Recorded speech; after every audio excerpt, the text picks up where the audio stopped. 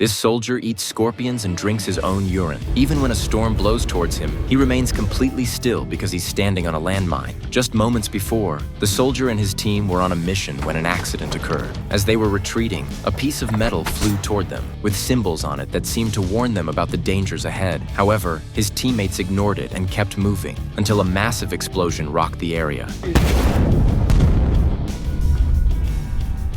The soldier tried to rescue them, but as he lifted his foot, he realized that he too had stepped on a landmine. Looking at his teammate, who was screaming in pain on the ground, the soldier felt powerless. He knew that the teammate would die, and wanting to spare the soldier, his teammate chose to end his life. To confirm if he was standing on a landmine, the soldier carefully crouched down and slowly stuck his knife into the sand. When he heard the metal click, he knew the landmine was real. To survive, he would need help. The only radio was in his teammate's backpack. The soldier tied his shoelace to his uniform and successfully hooked the backpack. Rushing to open the radio, he realized it wasn't working. The only battery was in his teammate's body. Fortunately, there was a solar charger in the backpack. After setting it up, the soldier managed to connect to the radio. After what felt like an eternity, he finally reached the headquarters. He urgently requested rescue, but they told him the sandstorm made helicopter rescue impossible, and ground rescue would take 52 hours to reach him. How could he survive for 52 hours in such a harsh environment? The sandstorm drew closer, but he couldn't run.